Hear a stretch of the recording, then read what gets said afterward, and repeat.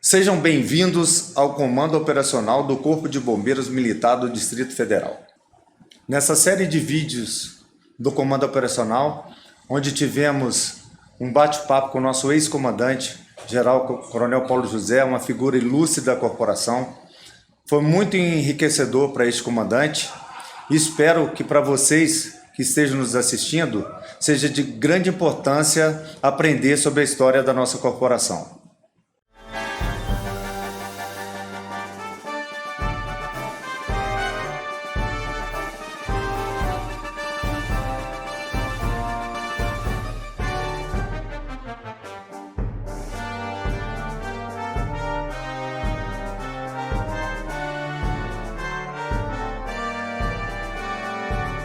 Eu sou o Coronel Eduardo Mundim, comandante operacional do Corpo de Bombeiros Militar do Distrito Federal.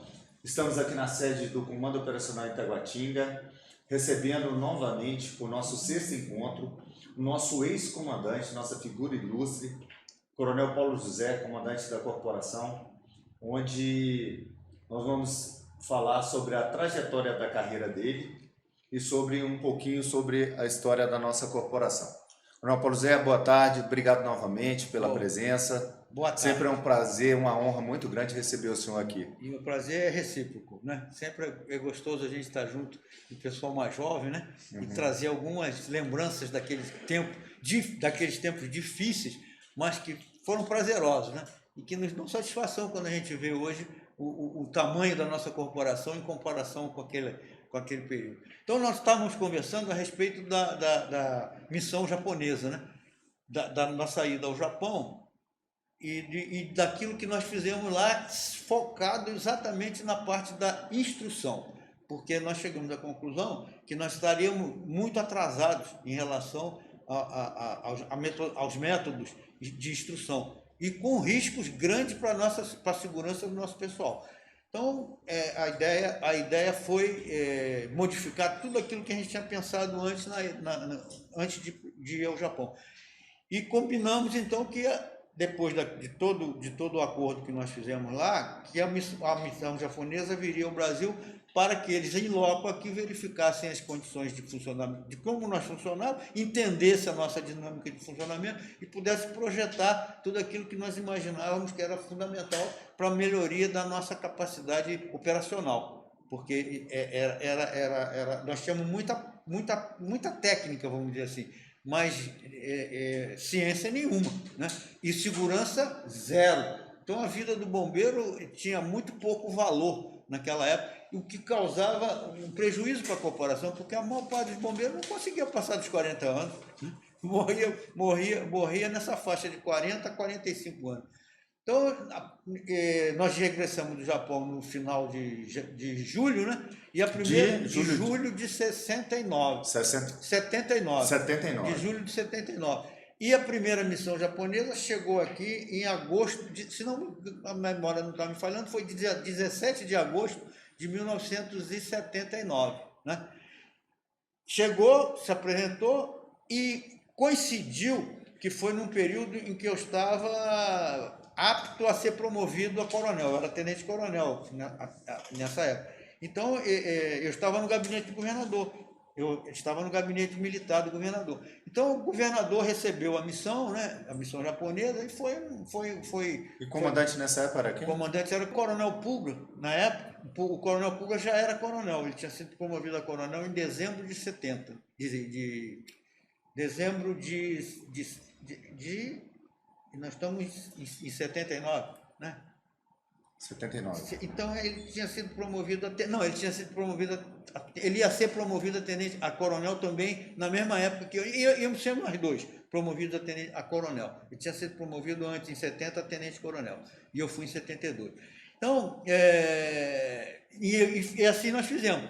Então nós viajamos pelo Brasil, fomos a Belo Horizonte, fomos a São Paulo, fomos lá ao Rio de Janeiro, fomos ao Paraná, uma série de cidades. E eles então prepararam um projeto que redundou naquelas torres, em algumas situações. E toda a metodologia de ensino, a partir dali, foi modificada, né? Então, a partir dali, a gente passou a atuar com métodos muito mais avançados em termos, inclusive, de segurança dos nossos companheiros. Em agosto eu fui promovido a coronel, né? Bom, e a missão ainda estava no Brasil. Com a minha promoção a coronel, eu já não podia ficar mais no gabinete militar, porque o chefe do gabinete militar era o tenente-coronel da Polícia Militar, o coronel Guimarães. Então eu tive que regressar ao quartel. Regressei. No dia seguinte, o comandante-geral era o coronel Pulga, né? Eu até falei, eu acho que eu falei, não, já era o Pulga, já era o Pulga, né? Porque o Solero saiu antes da gente viajar para o Japão, né? Não, então quando a missão japonesa chegou, já não era mais o Solero, era o coronel Pulga, né? Porque ele foi nomeado comandante, e eu acho que em abril de 79, e a missão chegou aqui em agosto de 79. Então já era o coronel Pulga, o coronel Solero já tinha saído. Aí eu me apresentei no quartel, e aí o coronel Pulga falou, não, então você fica como chefe de Estado-Maior. Eu falei, não quero ser chefe de Estado-Maior, não, eu prefiro ficar na ajudância geral, alguma coisa desse tipo. Nós estávamos conversando, o telefone tocou, era o governador, né? Aí falou com ele falou, o governador quer falar contigo. Aí eu atendi o telefone, governador, tudo bem? Ele falou, o que você vai fazer hoje à noite? Eu falei, nada, então vai lá para casa para a gente jantar. Aí eu fui para a casa dele, ele estava morando ali na QL10, que é a residência oficial lá de Taguatinga, aqui de Taguatinga, né? Estava em obras, eles estavam fazendo uma remodelação lá. Ele tinha assumido em abril e estava ainda em obras lá. Aí eu fui, jantei com ele, conversando, o pai e tal. Aí quando terminou o jantar, ele me falou, vamos dar uma voltinha lá na piscina.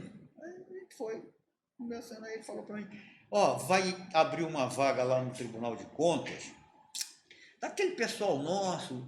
Ele me consultava muito, sabe? Quando eu estava no gabinete militar, ele sempre me chamava, me perguntava. Nessa época quem era o governador?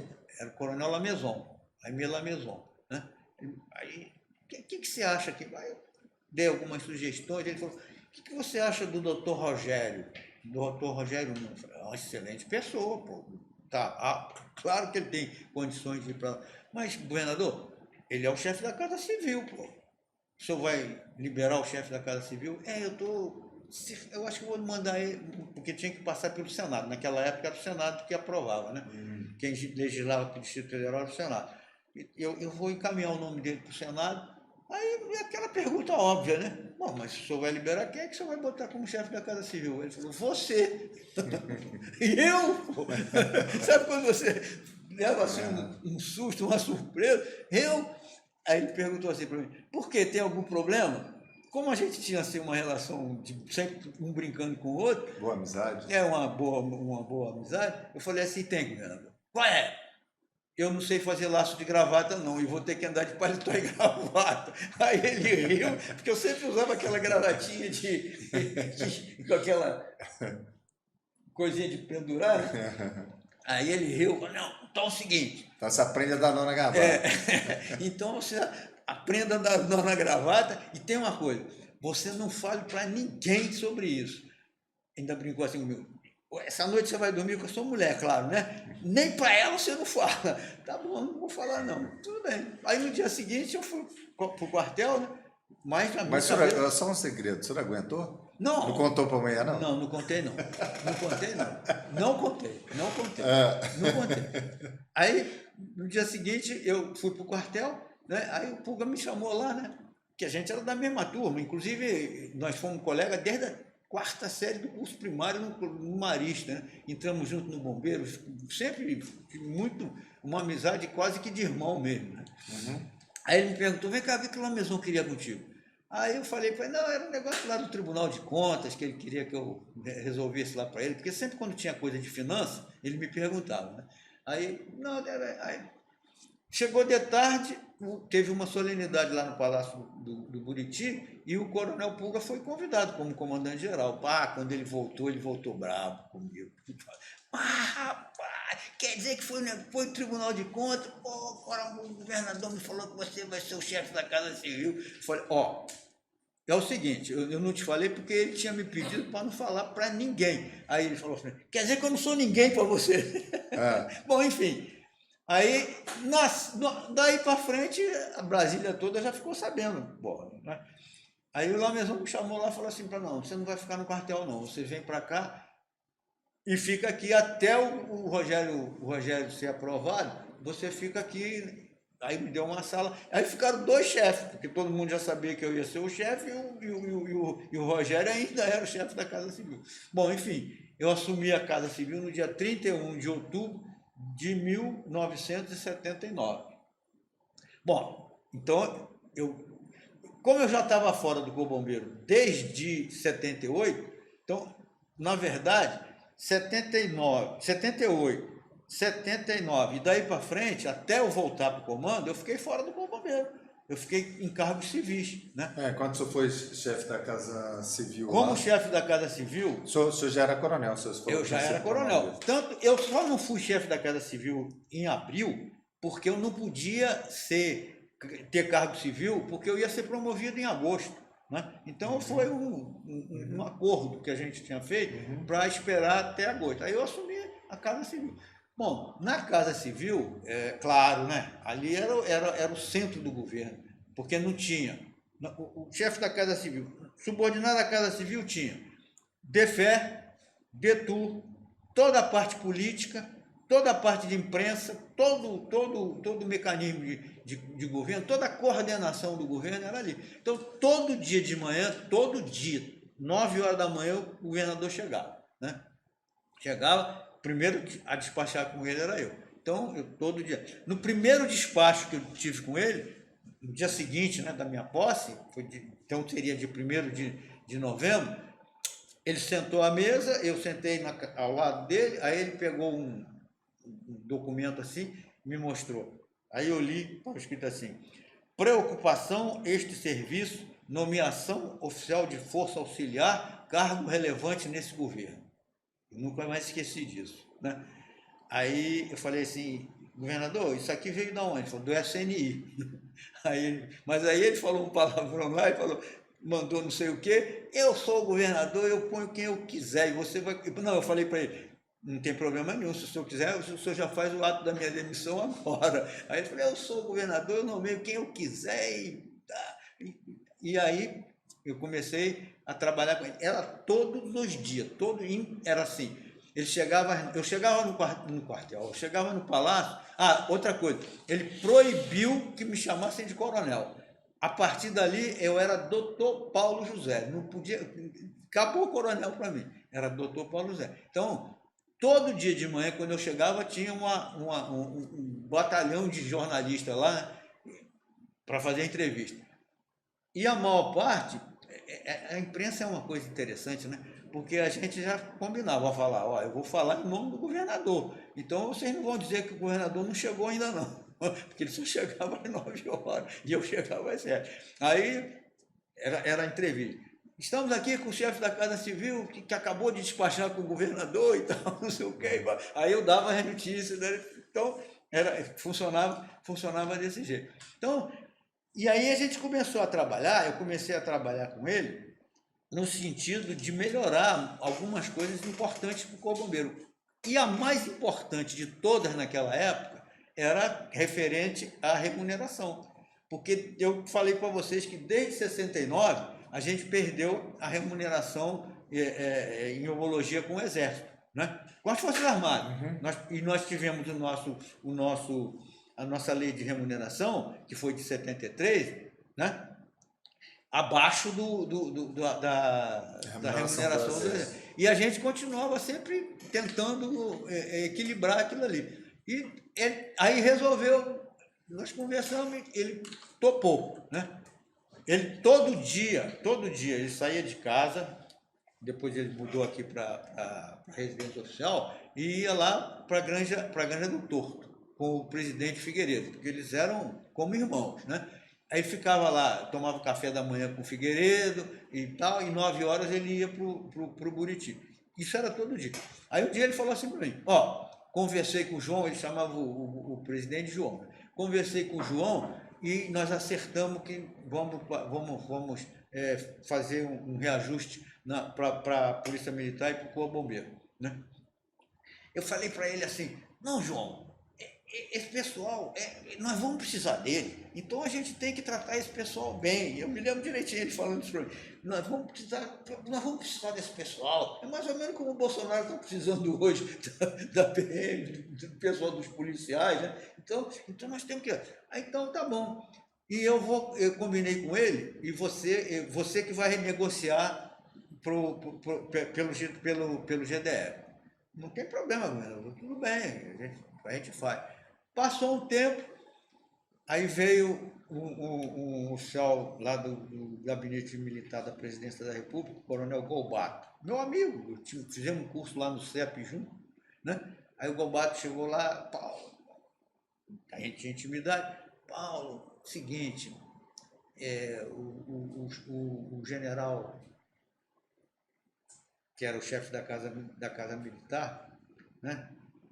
Venturini, esteve conversando comigo e o presidente determinou que o gabinete militar fizesse os entendimentos com o GDF, e eu estou sabendo que você vai ser o responsável pela equipe do GDF, e o general me falou assim, eu vou falar para você, mas espero que você não se incomode, que ele não negocia com o oficial de força auxiliar. Você se incomoda que seja eu o porta-voz? Falei, cara, eu prefiro até, porque com você eu tenho intimidade para falar tudo que eu quero. Com o general já ia ser um pouco mais delicado, né? Aí assim foi. Então nós negociamos e realmente saiu um reajuste, que ainda não foi aquele que nós queríamos, porque nós queríamos paridade completa com a Força Armada. Ainda ficamos um pouquinho diferenciados, abaixo, mas já foi uma melhorada, Aí uma outra coisa também que foi interessante da minha passagem no gabinete, foram muitas, né? Mas eu vou citar duas ou três para ter uma noção de como é que funcionou, como é que eu funcionei ali naquele gabinete. Porque tudo girava em torno do gabinete civil naquela época. Cada imprensa, né? Cada imprensa. Todas as notícias que saíam, já saíam dali direto e já iam para o jornal e para a televisão. Então eu tinha muito contato com o pessoal de imprensa. E o que facilitou muito o meu contato com eles foi o futebol, porque a partir que eu assumi a chefia do Gabinete Civil, a gente passou a jogar futebol lá em Águas Claras, que tinha um campo lá em Águas Claras, né? E o pessoal da imprensa ia jogar bola. Então criou um ambiente muito agradável, um vínculo. A gente conversava muito ali e eu tinha uma boa relação com eles. Estava sempre dando entrevista e estava tudo certo. Aí começamos a conversar com ele sobre a questão das moradias, porque todos nós morávamos em próprios do GDF, né? Era da X, e pagávamos aquela mensalidade ali, que era pouca coisa. Aí conversamos, eu e o Coronel Guimarães, isso aí o Coronel Guimarães participou ativamente junto comigo, para que ele vendesse, porque não fazia mais sentido, né? Todo mundo já estava em Brasília, não ia ter diferença. Quem entrou depois aqui não tinha direito à residência, né? Aí nós negociamos, ele concordou. E aí saiu a venda de todas as casas do campo. Era da X na época? Era da X. Aí vendeu para quem estava... Vendeu para o morador, né? Eu comprei o meu apartamento, porque eu morava no 315, no apartamento 103 da 315, né? Eu comprei, todos que moravam ali compraram. Outros passaram depois, venderam e tal, mas foi bom, porque foi barato, porque era preço de terra nua, praticamente. Né? Então, foi bom, foi uma coisa interessante. Agora, a coisa mais delicada que eu passei naquele gabinete militar foi o Memorial JK. Um dia, o Coronel Guimarães, que era o chefe da Casa Militar, chegou lá, Paulinho, trazer um negócio aqui para você ver, o que você acha? Aí eu olhei, era o projeto do memorial. Aquela haste, né? Tinha coisa, e era o símbolo do comunismo. Não tinha erro. Era a foice e o martelo, né? O que você acha? Eu falei, isso aqui tá meio complicado, né? Vamos conversar com o governador, pô. Aí fomos lá conversando. Coronel, governador, ele era coronel do Exército, né? E eu fiquei muito tempo chamando ele de coronel, porque depois nós fomos para o BNDES, então até hoje ele ficou mais coronel do que governador para mim. Aí ele olhou, isso aqui está complicado, vou falar com o João. Foi. Na volta, ele falou... João era? João era o Figueiredo, né? Ah, João Figueiredo. Ele só chamava ele de João, porque eles eram amigos, fechados, né? Aí, na volta, falou, o João falou que esse problema não é dele, não, que esse problema é meu, que o governador sou eu, não é, ele não é governador de Brasília, não, eu que tenho que resolver. Aí ele falou, então vocês dois que resolvam. Jogou na nossa mão, pô. Pô, aí eu chamei o representante lá do Niemeyer, né? Falei, não dá, cara, isso aqui, vocês têm que mudar esse projeto, porque não dá para fazer isso aqui, porque nós vamos ter problemas seríssimos com o pessoal de verde, né? Vai ter reação forte. Bom, fizeram uma modificação. Deram um jeito lá, continuou a haste, continuou aquela foice, né? Conforme foi. Mas eles tiraram o martelo, né? Que projetava no sol e era direitinho a foice e o martelo. Aí aí mudaram o projeto, né? Magalhães, né? Que era um dos caras, era até genro do Niemeyer. Aí trouxeram, aí levei de novo para o governador. Governador, aí vou lá no João. Aí voltou lá. Ele voltou, pô, ele já falou que quem resolve sou eu. Manda fazer. Tá bom, então manda fazer. Era Nova Cap, né? Que ia fazer. Aí cercaram tudo lá, os tapumes, aquele negócio todo, tocaram a obra, tocou. Quando eles tiraram os tapumes, né, ali era passagem pro setor militar, né?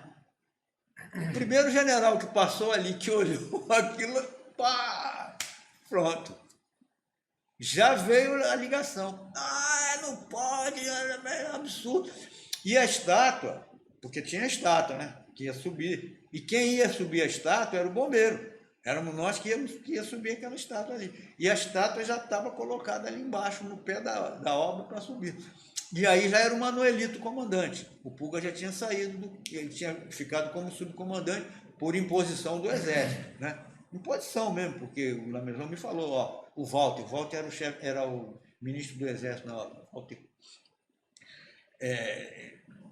Diz que não dá, porque eu sou o bombeiro daqui de Brasília, que o comandante não é do Exército, e eu não estou conseguindo. Fala lá com o seu amigo para ele ficar de subcomandante. Aí eu fui lá, falei com o povo. Bom, enfim. E aí agora? Agora a estátua não pode subir, porque a gente vai ter que resolver esse impasse, porque o comandante da região queria que derrubasse tudo, né? Derrubasse tudo. Aí a notícia vazou. Porque a imprensa foi lá, por que a estátua ainda não subiu? Aí eu dei uma desculpa esfarrapada, né? Não, é porque é uma responsabilidade do Corpo Bombeiro, e eu já tinha falado com o Manuelito que ia ter esse problema, aí para ele segurar o nosso lado. E aí estão avaliando para não ter nenhum problema. Já pensou se essa estátua se cai ou tem um problema de não adaptar direitinho e tal? Aí passou um dia, passou 2 dias, a estátua não subia, aí caiu, aí veio todo mundo em cima, né? Enfim, sobe ou não sobe a estátua? E não tinha decisão, o governador enrolando. O Niemeyer me ligava, porque eu conhecia o Niemeyer, eu tinha ido ao Rio algumas vezes no gabinete, lá no escritório dele, lá em Copacabana, no posto 6, e conhecia toda a equipe dele aqui em Brasília, porque eu já tinha negociado com eles desde lá da nossa chegada em Brasília. Então eu tinha uma relação boa com ele. Então eu ficava... Aí o Niemeyer me ligou, né? Doutor Paulo, estou lhe ligando para informar aqui, estou sabendo que está... Aí foi a conversa. E finalmente ele disse o seguinte: eu já estou com toda a imprensa internacional aqui na minha porta. Se realmente essa obra for derrubada, eu vou dar uma entrevista internacional. Aí tudo bem. Aí eu fui lá falar com ele, está acontecendo um problema. Bom, enfim, aí reuniu veio os blocos, né? Porque naquela época tinha a Casa de Manchete, ali no setor gráfico, né? Que agora, eu acho que o Paulo Otávio até comprou ali, mas ali era Manchete, né? E os blocos eram muito amigos do Niemeyer e da Dona Sara e da família Juscelino, né? Aí reuniu no gabinete do governador a Dona Sara, o Bloch, não foi o Oscar não, foi o outro, foi o irmão mais novo dele, que eu não estou me lembrando o nome dele agora. O advogado da família Juscelino, da família Kubitschek, e o secretário de obras, porque era a Nova Cap que estava fazendo, que era o Melo. Aí sobe, não sobe, vai, não vai. Aí o coordenador, porque toda a área de imprensa era responsabilidade minha, tinha um coordenador, não tinha secretaria de imprensa naquela época, não tinha secretaria de comunicação. Aí era o Marcos Vinícius. Aí o Marcos Vinícius falou, está fervendo aqui, tem jornalista aqui do mundo todo, lá no gabinete, né? Aí a gente começou a negociação, a dona Sara falou, o outro falou e tal, e cada um foi falando. Foi o último a falar. Aí ele perguntou, qual a sua opinião? Aí eu falei, governador, o senhor vai ter que escolher o seguinte, ou o senhor vai ficar mal com os generais, ou o senhor vai ficar mal com o mundo todo. Porque aí narrei para ele, o doutor Oscar Niemeyer está pronto para dar uma entrevista. Isso vai ter uma repercussão internacional, mundial. Aí ele tinha uma maneira, ele batia com o dedinho assim, né? Aí ele bateu com o dedinho, você tem razão, pode mandar subir a estátua. Rapaz, sabe quando te dá um alívio assim? Pô, porque eu que tinha que ir dar essa notícia para a imprensa, eu ia ser crucificado por aquele jornalista dele. Isso já era bem final de tarde, para início de noite. Pô, dei aquela respirada.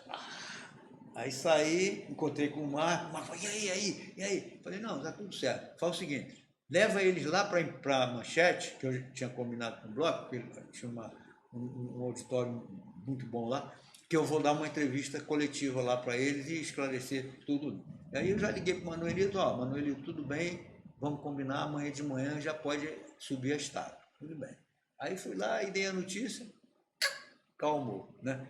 Mas aí eu falei, agora a gente vai ter que fazer o seguinte, nós vamos ter que botar segurança lá, porque para eles mandar dinamitar aquilo lá não custa muito não, porque naquela época, pô, era pesado. Outro fato importante também do tempo do gabinete civil foi a vinda do Roberto Carlos aqui. Aniversário de Brasília, 20 anos, e o Roberto Carlos fazia aniversário no dia 19 de abril, né? E ele estava fazendo 40 anos. E estava naquela música, tinha uma música até com um estilo religioso, talvez daqui a eu me lembre mais ou menos, música dos meninos, não sei se vocês, não é do tempo de vocês, né? Isso foi aí em 70, em 80, né? Em 80. Né? Você acha que nem era nascido? Não, nasci em 71, eu tinha 9 anos de idade. Então você não vai lembrar mesmo, né? Bom, enfim, aí a gente estava programando, porque a Brasília estava fazendo 20 anos, então tinha que ser uma festa boa. E o Marcos veio com a ideia, vamos trazer o Roberto Carlos, porque o Roberto Carlos estava no auge, né? Estava fazendo 40 anos, e ele, para fazer um show, e a gente faz o show lá na esplanada dos ministérios, ali em frente do Congresso Nacional, fala, cara, mas o Roberto Carlos não vai aqui. Não, a gente vai tentar, vamos lá. Enfim, ele me convenceu. Aí eu chamei o diretor do DETU, que era meu subordinado, né? Falei, nós vamos fazer, mas será que o Roberto Carlos vem? Era capitão da reserva do Exército. Daqui a pouco eu me lembro o nome dele. Aí estamos negociando. Aí o Marco foi a São Paulo, né? Foi a São Paulo. E aí a gente tinha um amigo que era oficial da Marinha e que era muito ligado com o Roberto Carlos, mas muito ligado mesmo, muito ligado. E aí a gente falou com ele falou, se vocês conseguirem motivar o Roberto Carlos com alguma coisa assim de religiosidade, de transcendental, ele vem. Porque, por exemplo, ele nunca fez um show ao ar livre, nunca fez. Todos os shows dele são em ambiente fechado. Em ambiente fechado. Se vocês conseguirem, aí conseguiu convencer o Roberto Carlos a vir. Mas e aí para transporte? Porque ele não ia ter, nós íamos ter que pagar tudo, né? Tínhamos que pagar tudo. Bom, o Maluf era o governador de São Paulo, né? E o Calheiros era o chefe da Casa Civil dele. E o Calheiros, no dia que eu assumi o governo, o gabinete civil, ele me ligou, doutor Paulo, meus parabéns e tal. O São Paulo está à sua disposição. O que o senhor precisar, pode usar. E naquela época, a VASP era do estado de São Paulo, né? Aí, bom, vamos pedir ao Calheiros. Foi um erro, porque quando o Lameson soube que o Lameson detestava o Maluf, né? Quando o Lameson soube que ia ser, eu ia ser demitido. Ou você troca ou você vai ser demitido. Eu não quero nem... O dia que, se alguém souber que foi a VASP que transportou, aí nós conseguimos a Transbrasil. Aí veio, rapaz, foi um sucesso que você não faz ideia. Mas foi um sucesso tão grande que o Fantástico, porque isso foi num domingo, né? Num domingo. Foi no dia do aniversário do Roberto Carlos, né? Ele fazendo 40 anos. E foi tudo assim, em termos religiosos, né? Com todo um aparato. Não, primeiro a gente teve que conseguir no Congresso Nacional para eles liberarem, porque foi no jardim em frente ali do Congresso Nacional, né? Todo aquele gramado ali em frente, né? Era o Passarinho que era o presidente do Senado, e eu me dava muito bem com o Passarinho, né? Tinha boa amizade com ele, com a família dele toda, né? Aí fui falar com ele, ele liberou. E a gente fez a festa lá. Foi um sucesso. Dizem, eu não sei se... Eles disseram que tinha mais de 400 pessoas. Se tivesse mais de 400 mil pessoas, eu acho que era mais da metade de Brasília, naquela época. Enfim, foi um sucesso extraordinário. E nesse vai e vem para cá, vai e vem para lá, o Fantástico entrou na jogada e colocou o Roberto Carlos, porque só pode ser 4 minutos sem que você pague ECAD, pague direitos autorais, e pague para a banda, e pague para aquilo tudo. E o Fantástico botou o Roberto Carlos direto, tá? Resultado, passou um tempinho, o Roberto Carlos me ligou, pô, estou sendo cobrado aqui não sei quantos mil, porque... Eu falei, cara, agora você está lascado, eu não tenho como resolver esse problema. E foi um negócio... Infelizmente não tem jeito, né? Mas foi uma festa espetacular. E isso aí deu uma motivação assim, tão grande no Lameson, porque o pessoal do gabinete militar e o pessoal pessoal da segurança, né, nem deixou ele ir, porque acharam que ele podia ser vaiado lá, não sei o quê, e ele perdeu uma oportunidade de ouro. Então, eu que fui o dono da festa, porque eu era o promotor daquilo tudo. Então, inclusive meu filho levou uma florzinha, meu filho tinha 3 ou 4 anos, para o Roberto Carlos, aí saiu. Então, aquilo foi também uma coisa importante. E no outro ano, nós trouxemos a Gal Costa, que foi o 21 de abril, que aí Brasília estava fazendo 21 anos. Muitas coisas. Todo o projeto da academia foi liberado tranquilamente. Né? Então, a gente construiu aquela academia, aquele arcabouço todo ali, no período de 80 a 83, mais ou menos, 82, 83, né? Que foi, inclusive, quando a escola foi transferida para lá. Não é isso?